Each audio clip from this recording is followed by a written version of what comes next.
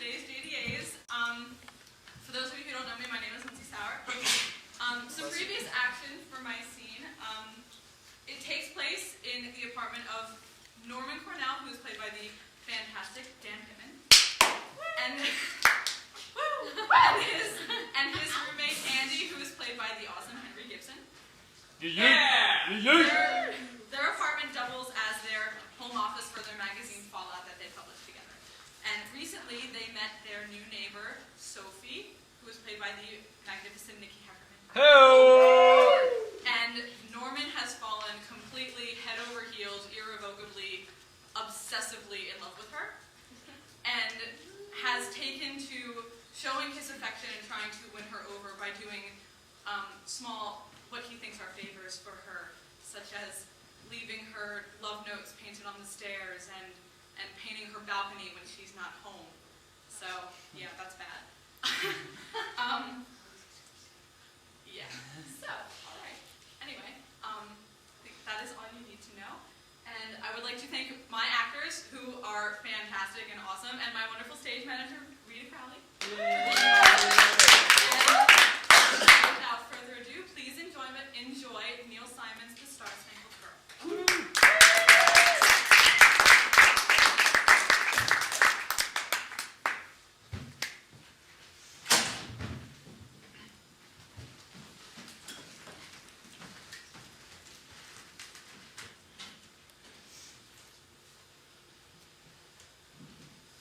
She's got the basket. Yes, I agree. It would be a lot more fun than staying home and collecting rents. What time did you want to go? She's reading the note. How?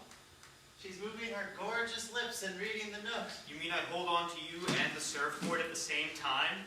Won't that be a problem going through tunnels? She's looking over you. Here she comes. Quick, leave the apartment. Quick!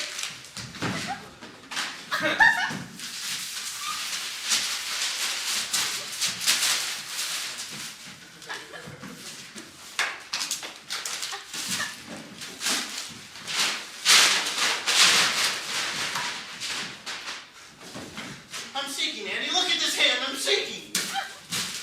I'm scared to death. You're scared? I'm going surfboarding with a daredevil landlady. They'll find me washed up in Hawaii. Quick, answer it. What are you doing? I'm going to open the door. Don't, I'm not ready.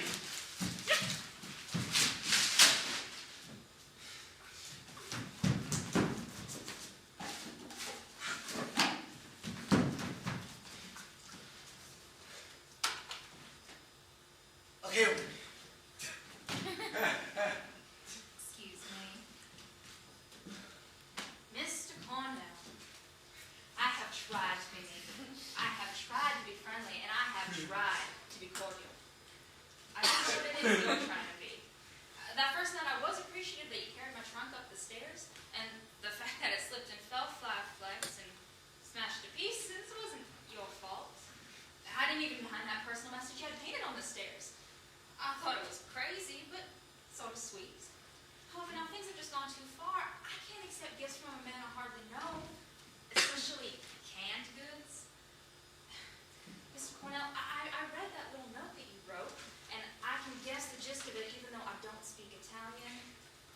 These things just have to stop. I can do without you leaving little chocolate almond Hershey bars in my mailbox. They melted yesterday, and now I have 3 gooey letters from home with nuts in them. And I can do without you sneaking into my room and painting my balcony without even telling me about it. I stepped out there yesterday and my slippers are still glued to the floor. And I can do without you tying them little bottles of eau de cologne to my cat's tail. The poor thing kept swishing it about so much yesterday she nearly beat herself to death. And the most certainly can do without you watching me every day as I get on the bus through that high-powered telescope. You got me so nervous the other day, I got on the wrong bus. In short, Mr. Cornell, I don't want to have to say this again. Just leave me alone. Aside from that, is there any chance of you falling in love with me? You are crackers. You know that, don't you? Did you know your roommate is crackers? Yes, I just didn't know the right medical term. Didn't you listen to one solitary word I said to you? Yeah,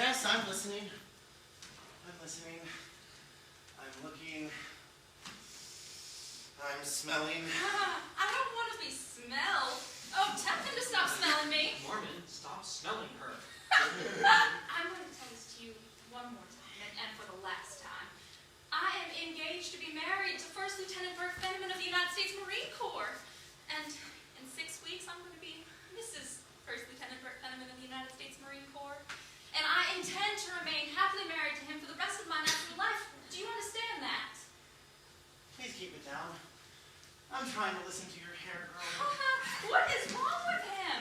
Does he have oral trouble? Oral trouble? With his ears, hard of hearing? Yes, he has very bad oral. I thought as much.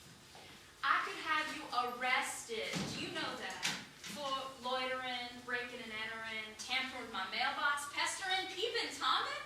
And don't think I won't do it. Then I'll have you arrested for creamy, smooth skin, perfect teeth, a ridiculously small nose, gorgeous earlobes, and an indecently fantastic, unbelievable fragrance. I told you to stop smelling me. Do something. Do you want me to hold his nose? I'm sorry. A girl that looks like you just shouldn't be allowed to walk the streets. This is a citizen's arrest. If he doesn't keep away from me, I'm going to arrange to have my fiance inflict bodily harm on him. You tell him that. Norman, her fiance is going to inflict your body with harm. Do you think that's going to stop me? Beatings, flailings, whippings. I welcome them. He says he welcomes beatings, flailings, and whippings. She heard you! If having a friend of yours punch me very hard is going to make you happy, then my whole face is at your disposal. Hey, are we on one of those television programs or something? Because if we are, I'd like to know. Otherwise, I'm calling Camp Pendleton.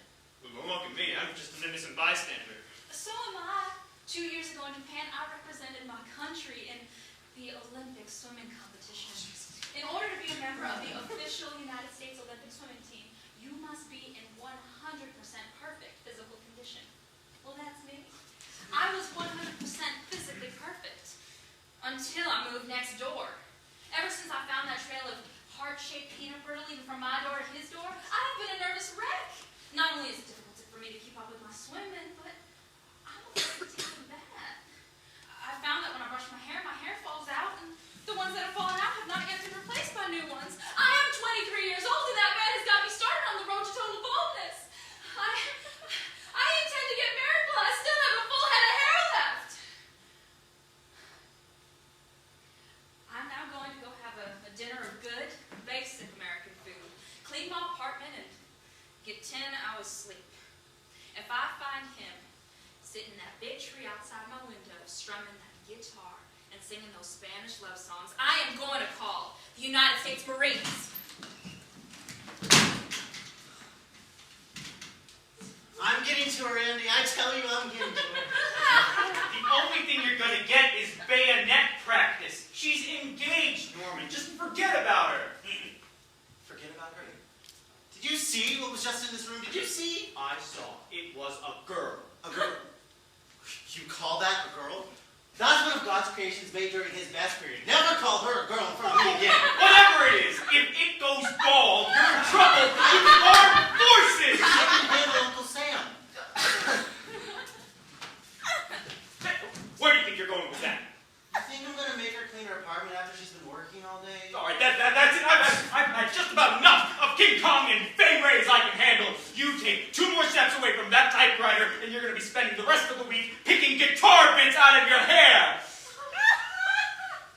Not unless you're capable of swallowing an entire mop. I'm worried about you.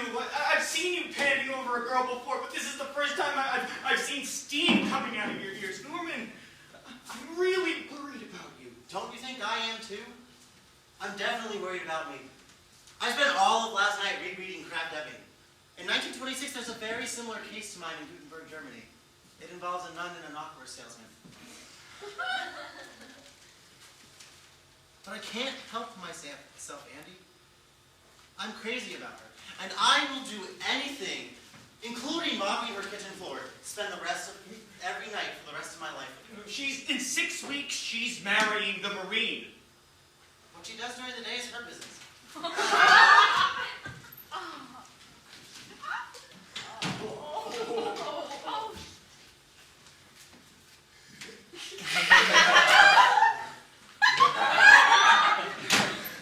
know what he's doing now?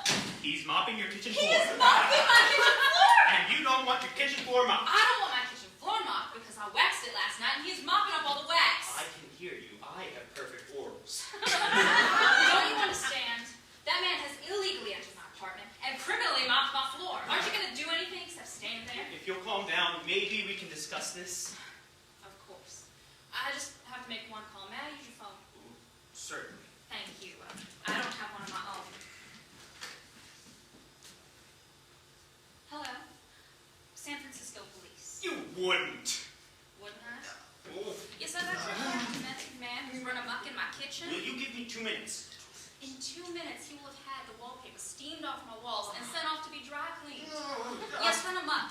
No, not with a knife, with a mop. Will you give me 60 seconds? Take your hand off my engaged Give me that shoulder. phone! It's just going to cost you another dime. I'm going to call him right back. Why won't you listen to me? Why? I will tell you why. Look at my skin. Those big, red, ugly blotches are hives. You know what causes me to get hives? Holding a lamp to your face. Causes me to get hives. And the floor mop causes nervous tension. I am covered in big red blotches and my hair is falling out. And I have a date with my fiance tomorrow night and I'm going to look like a little old man with the measles. And you have the ultimate gall to ask me for time. I understand what you're going through. I've lived with that nut for 3 years. He's turned my hair gray. I fail to notice it. Look at my eyelashes. Look, did you ever see anything like that? I used to have long, beautiful black eyelashes. Now look at them. Gray! Gray! Gray! Gray! Gray eyelashes on a man are hardly as noticeable as a receding hairline is on a girl. It's not receding. You have beautiful hair. Do you like it? Very much. I'm glad, because a lot of it has fallen out on your floor, and his blood is going to be on my kitchen floor if he doesn't get out of there in 5 seconds. I'm going to count to 10 before I call again. No, you're not. You're gonna sit down and listen to me. Are you threatening me? Because I would certainly advise you not So, to. can I tell you about Norman Cornell? Why not? I'm not doing anything except counting. 1, 2. He is impulsive, compulsive, irrepressible, and incorrigible. But he's also one of the most talented, creative, and inspired young writers living in this country today. Will you accept that? The only thing I've ever read of his was an Italian marshmallow he left in my grocery basket. 4, 5. I'm using your phone. Not until you hear me out. In his freshman year at Dartmouth, he wrote a thesis on the economic growth of the Philippine Islands in the 1930s, without any previous knowledge of economics, the Philippines, or the 1930s. There is no end to the talent of the mentally warped. Oh. If I have to scream, I will scream. He's been offered jobs with every news agency in the country, plus Times, Look, Life, Saturday Review, and Diners Club Monthly. Please believe me when I tell you that Norman Cornell is not only one of the brightest young men living in this country today, but he's also the hope and promise of today's generation and tomorrow's future.